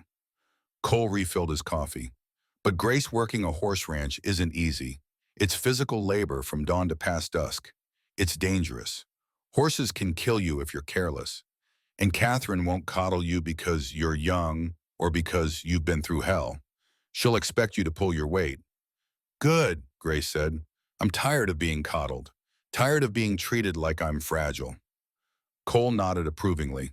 "Then we'll ride to her place tomorrow. I'll make introductions. After that, you're on your own." "What about you?" Grace asked. "You retire in what, 2 weeks, 16 days?" Cole's voice went flat. "Then I'm done. 40 years of marshaling, finished." "What will you do?" "Don't know." He stared into the fire. "Got a cabin outside Bozeman. Thought I'd sit on the porch, fish a little, maybe read all those books I never had time for. Seemed like a good plan when I was 50. Now I'm 61 and it sounds like waiting to die." Grace heard something in his voice, not quite despair, but close. The sound of a man realizing his life's work was ending and he didn't know what came after. "You could keep marshaling," she said. "Not officially, but people will still need help. People like me. You could help more broken girls." Cole's laugh was bitter. "Grace, I spent 40 years trying to fix a system that can't be fixed. I saved a dozen women like you. Maybe 2 dozen. And for every one I saved, 100 more died or disappeared or just broke. What's the point?" "The point is you saved them." Grace's voice was fierce. "You saved me. Martha's alive because of you. And yeah, you couldn't save everyone. But the ones you did save, we matter. Our lives matter." Cole looked at her and something in his expression shifted. "You sound angry." "I'm angry." Grace surprised herself with the realization. "I'm angry that you think what you did doesn't matter just because you couldn't do everything. I'm angry that you're giving up. I'm angry that—" She stopped, swallowed hard. "What?" Cole prompted gently. "I'm angry that you reminded me I'm worth fighting for, then you're just going to walk away and stop fighting." Grace's voice cracked. "You told me the brand doesn't define me, that I get to choose who I become. But you're letting your failures define you. You're choosing to be the man who couldn't save his daughter instead of the man who saved me." The words hung between them. Cole stared at her, and for a moment Grace thought she'd gone too far, been too harsh. Then Cole did something unexpected. He laughed. Real laughter, deep and genuine, the kind that shook his shoulders. "You're right," he said when the laughter subsided. "God help me, you're absolutely right. I've been so busy mourning Emma, I forgot to notice I'm still alive, still useful." "So don't retire," Grace said. Or retire from the formal job, but not from the work. Keep helping people. Keep fighting. Cole was quiet for a long moment. Then he nodded slowly. But on one condition. What? You do the same. Don't just survive. Don't just build a quiet life and hide from the world. You fight too. Whatever that looks like for you, fight. Grace extended her branded hand. Cole took it, shaking firmly, carefully avoiding the still healing wound. Deal, Grace said. They sat by the fire until it burned down to embers, not talking, just existing in companionable silence. Above them, stars emerged one by one, countless and bright, in the clear Montana night. Grace looked at them and thought, I'm still here, still breathing, still fighting. The girl who'd scrubbed floors and kept her head down was gone, burned away. In her place was someone new, someone harder, someone who'd looked into the face of injustice and survived, someone dangerous. Grace Harper smiled, not with happiness, but with grim determination, and watched the stars wheel overhead, marking time toward a future she'd build with her own scarred hands. Dawn came cold and clear, frost sparkling on grass like scattered diamonds. Grace woke with her back aching from sleeping on hard ground, and her branded hand throbbing in rhythm with her heartbeat. But for the first time in days, she felt something besides fear or rage. She felt purpose. Cole was already up tending the fire coffee boiling in the battered tin pot. He handed her a cup without speaking, and they drank in companionable silence while the sun climbed higher, burning off the frost. Catherine's place is about 3 hours north, Cole said finally. We'll arrive around midday. Let me do the talking at first. She's prickly about strangers. Grace nodded, swallowing the last of her coffee. The liquid burned all the way down, settling hot in her stomach. Real. Grounding. They broke camp, quickly scattered the fire mounted up. The horses moved at an easy pace through rolling grassland that gradually gave way to rockier terrain. Pine forest closed in on both sides, and the air grew sharper, thinner, carrying the scent of snow from higher elevations. Grace watched the land change and felt something in her chest loosen. The Ashford Ranch had been all flat plains and endless sky, beautiful in its way, but oppressive. Too much emptiness. Too much space for loneliness to expand and fill. This was different. The trees provided shelter. The rocks created boundaries. Even the cold felt protective rather than punishing. You're smiling, Cole observed. Grace touched her face, surprised. I didn't realize. It's good. Means you're healing. Cole adjusted his hat against the sun. Not just the hand. Everything. Grace flexed her branded palm experimentally. The pain had dulled to a constant ache rather than sharp agony. The flesh was knitting together, though the scar would be raised permanent, unmistakable. Does it ever stop hurting, she asked. Not just physically, but the memory of it, Cole finished. Eventually, perfectly, not completely, but enough. Time doesn't heal wounds so much as it teaches you to carry them better. They rode another hour before Grace spoke again. Your daughter, Emma, how long before you could think about her without 10 years, Cole said bluntly. 10 years before I could say her name without my throat closing up. Another 5 before I stopped seeing her face in every young woman I met. And even now, he paused, even now sometimes I'll hear a laugh that sounds like hers or smell bread baking the way she used to make it, and it's like she died yesterday. Grace absorbed this. 20 years of grief. She tried to imagine carrying pain that long and couldn't quite manage it. But you kept working, she said, kept helping people. Because the alternative was putting a gun in my mouth. Cole's voice was matter-of-fact, not melodramatic. Work gave me a reason to wake up. Helping people like you gave Emma's death meaning. It wasn't much, but it was enough. Grace understood. She'd need her own version of that something to wake up for something to give the brand meaning beyond just marking her as a victim. Maybe horses would be that thing. Maybe not. But she'd find out. The Reeves Ranch appeared gradually, first a fence line well-maintained and strong, then a barn larger than Grace expected, built from solid timber with a shake roof that looked new, then a house modest but sturdy, smoke rising from the chimney, and everywhere horses, in corrals and pastures in the barn, visible through open doors. At least 30 animals, maybe more, ranging from massive draft horses to small, quick quarter horses, to a few that looked like Indian ponies, compact, hardy, intelligent. Grace's breath caught. She'd worked around horses at the Ashford Ranch, but those had been work animals' tools. These were different. Even from a distance, she could see they were cared for, valued, treated as partners rather than property. A woman emerged from the barn as they approached. Tall, maybe 5'8", with iron gray hair pulled back in a severe braid. She wore men's pants, a work shirt, and boots that had seen years of hard use. Her face was weathered lines carved deep around eyes that assessed Cole and Grace with the same calculating intelligence Grace had seen in good horses. Catherine Reeves. Marshall Bennett. Catherine's voice was low, slightly raspy, the voice of someone who didn't waste words. Didn't expect to see you again. Thought you were retiring. I am. 16 days. Cole dismounted and Grace followed his lead.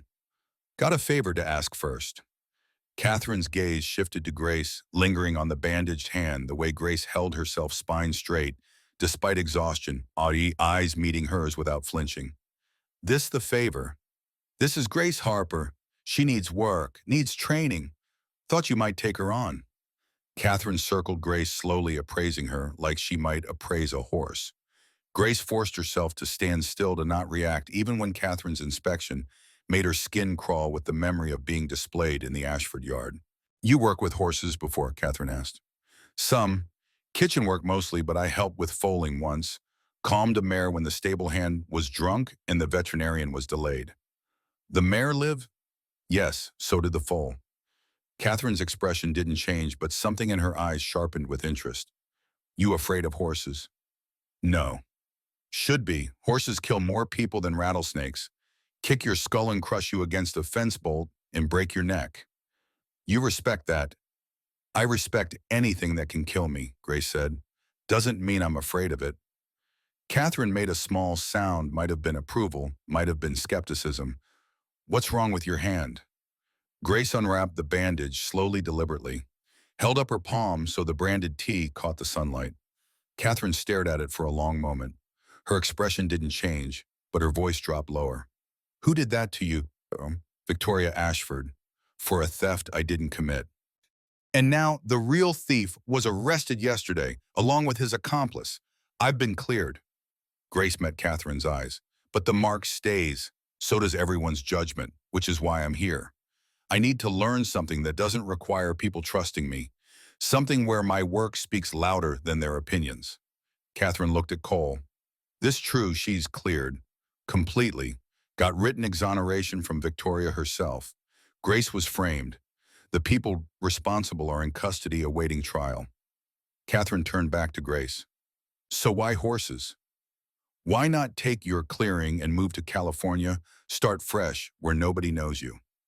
Because running feels like letting them win, Grace said, and because horses don't care about brands or reputations. They care if you're calm, if you're consistent, if you understand them. I'd rather be judged by horses than people. For the first time, Catherine's expression shifted. Not quite a smile, but something close. All right, trial basis, 1 month. You work dawn to dusk. You do what I say when I say it, no questions. You sleep in the bunkhouse. It's basic but clean. Food's provided. No pay for the first month, just room and board. After that, if you're worth keeping, we negotiate wages. That's fair, Grace said. No, it's not. It's me seeing if you'll quit when the work gets hard. Most people do.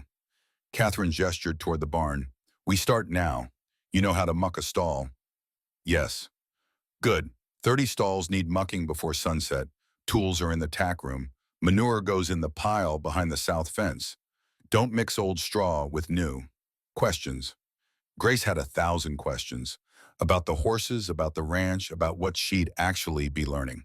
But Catherine had said no questions, and Grace understood a test when she saw one. No questions. Then get to work. Grace handed her horse's reins to Cole, squeezed his shoulder once in silent thanks, and headed for the barn. Behind her, she heard Catherine say something to Cole in a low voice, heard Cole's rumbled response, but couldn't make out words. It didn't matter. She was here. She had a chance. That was enough.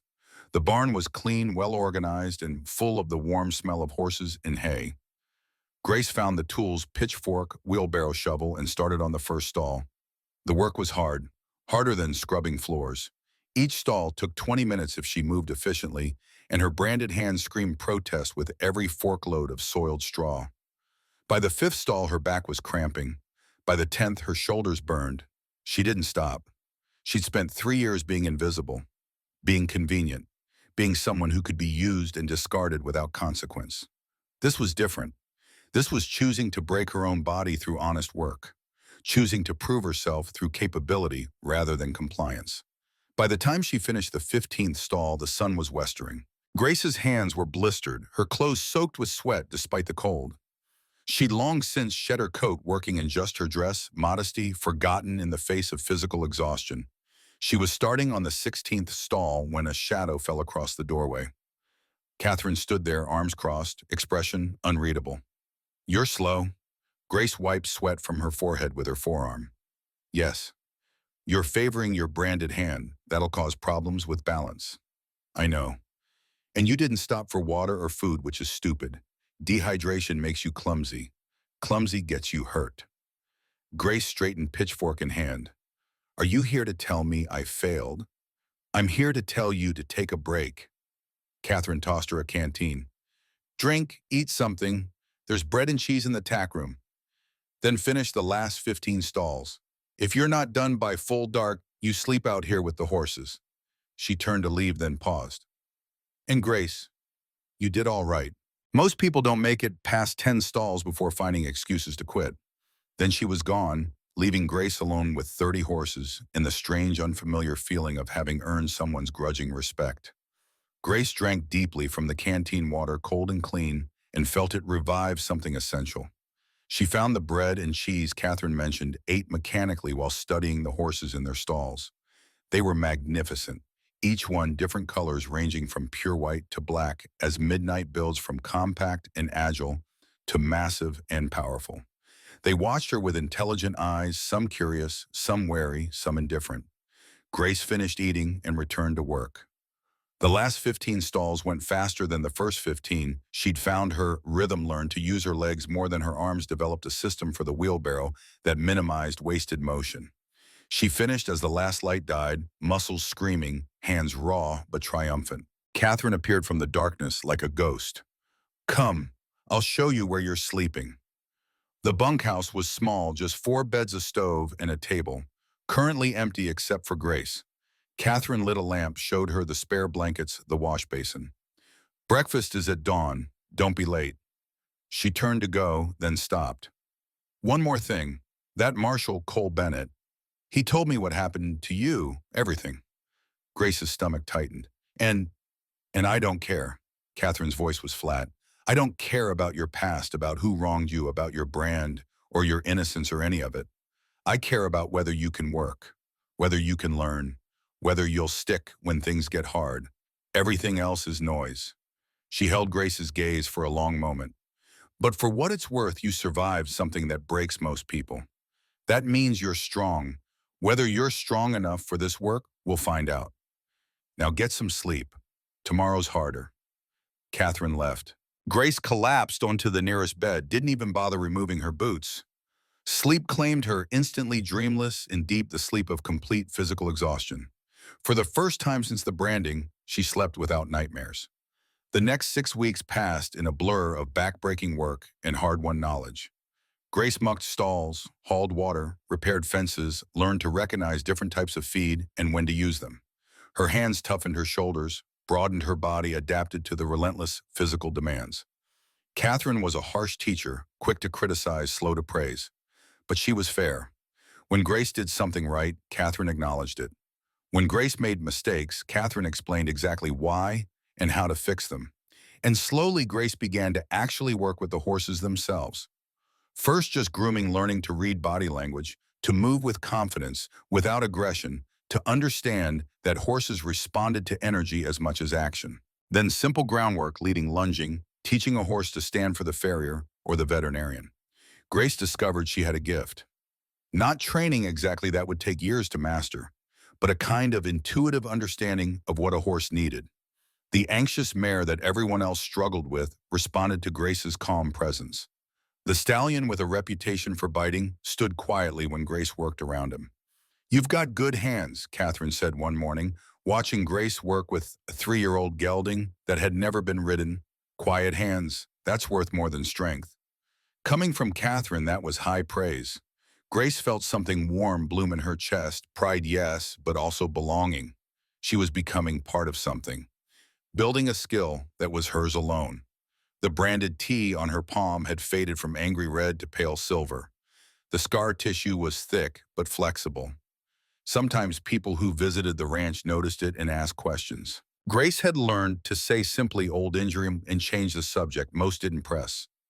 The ones who did press, who demanded to know how she got branded, received Catherine's cold stare and a suggestion that they leave if they couldn't mind their own business. Grace had expected to feel grateful for Catherine's protection. Instead, she felt annoyed. She didn't need protection, didn't want it. The brand was hers, shameful or not, it was part of her story. Hiding it felt like giving power to the people who'd put it there. So one day when a horse buyer from Helena stared at her scarred palm and asked, "What kind of person gets branded?" Grace looked him dead in the eye and said, "The kind that survives Victoria Ashford trying to destroy them. Want to make something of it?" The buyer had backed down, muttering apologies. Catherine had watched the exchange without comment, but later that evening over dinner in the main house, she'd said, "You're learning." Learning what? That shame only has power if you accept it. Catherine refilled Grace's coffee. "You were marked to humiliate you, to make you disappear. But you're still here, still working, still building something. That brand doesn't define you, it's just a scar you carry while becoming whoever you choose to be." The words echoed what Cole had said months ago around a different campfire. But hearing them from Catherine, a woman who'd faced her own share of prejudice and survived, made them land differently. Grace was learning, not just about horses, but about herself. She was learning that strength wasn't about never breaking. It was about what you built from the pieces. She was learning that the opinions of small-minded people mattered less than the respect of those who'd earned the right to judge. And she was learning that the girl who'd scrubbed floors at the Ashford Ranch, meek and visible, willing to accept scraps, was gone for good. In her place was someone new. Someone who looked a horse in the eye and saw a partner. Someone who looked at a scar and saw evidence of survival. Someone who'd been branded a thief and decided to become something else entirely. Grace Harper was becoming dangerous in exactly the way Cole had predicted. Not with violence or cruelty, but with the quiet confidence of someone who'd walked through fire and discovered she couldn't be burned away.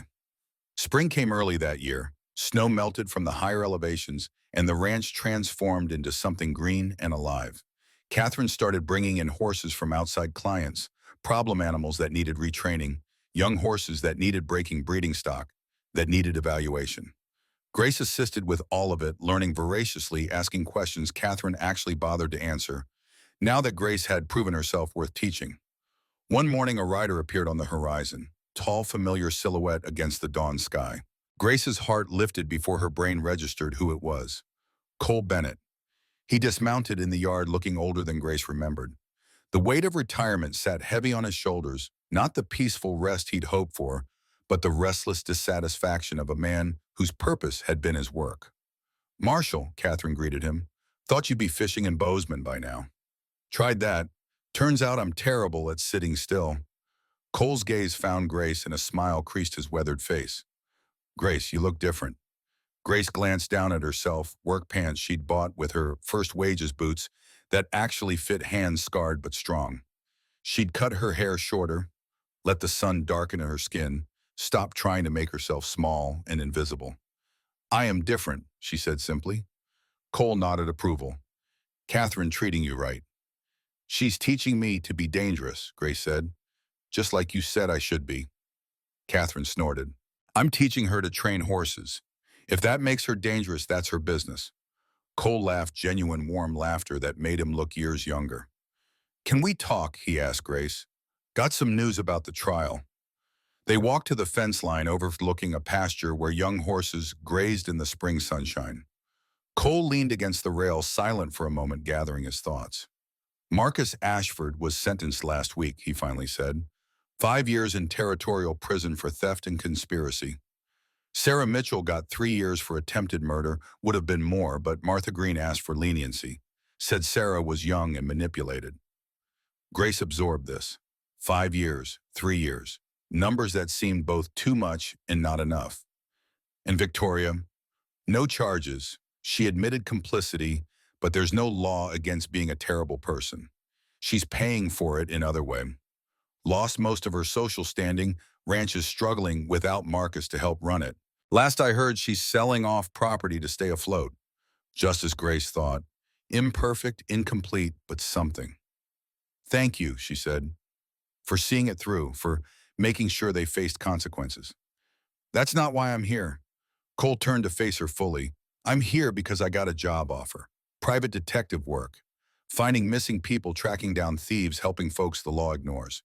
It doesn't pay much, but it's work that matters. That's good, Grace said, meaning it. You should take it. I will, but I wanted to tell you first.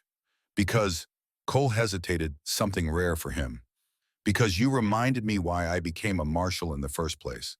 Not for the badge or the pension, but to help people nobody else would help. I'd forgotten that. Spent 20 years enforcing laws that protected property more than people. You made me remember what actually matters. Grace's throat tightened. I didn't do anything. You survived. And you didn't let survival make you bitter or small. That's doing something. Cole pulled an envelope from his coat.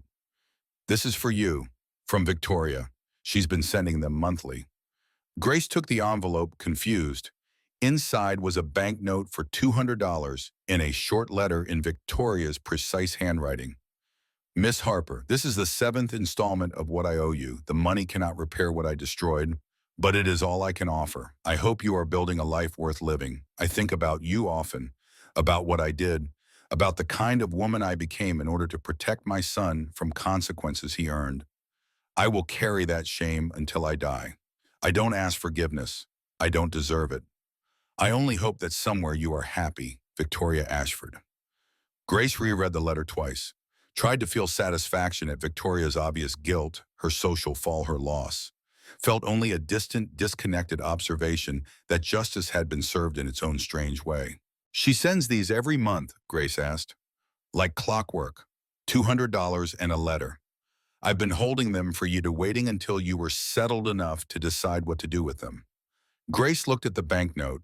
$200 monthly for 7 months was $1,400. Combined with the original $5,000 and her wages from Catherine, she had enough to buy her own small ranch if she wanted, enough to be truly independent.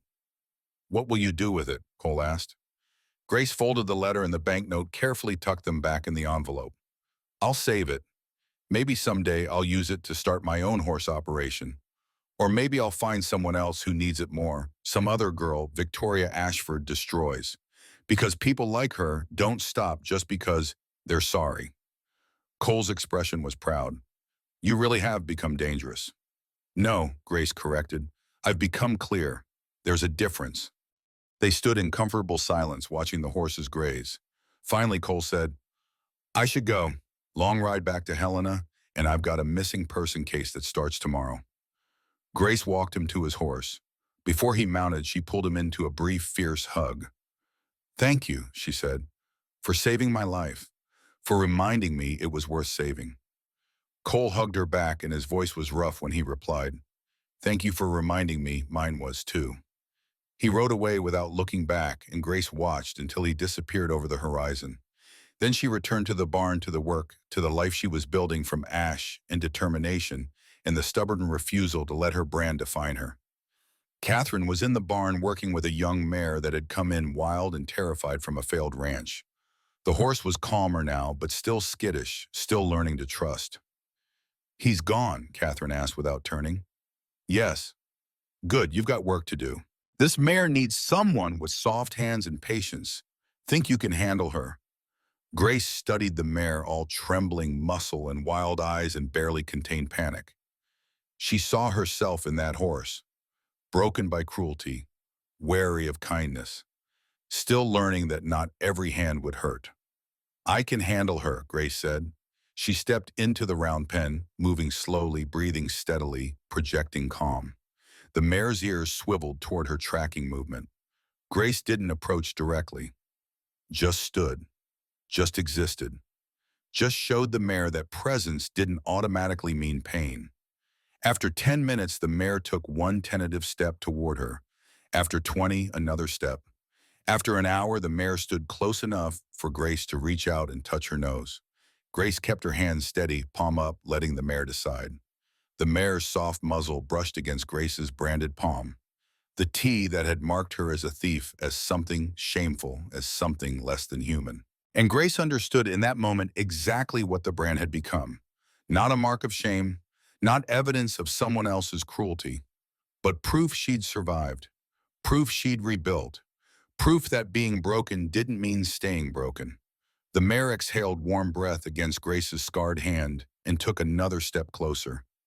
Grace smiled. She was home.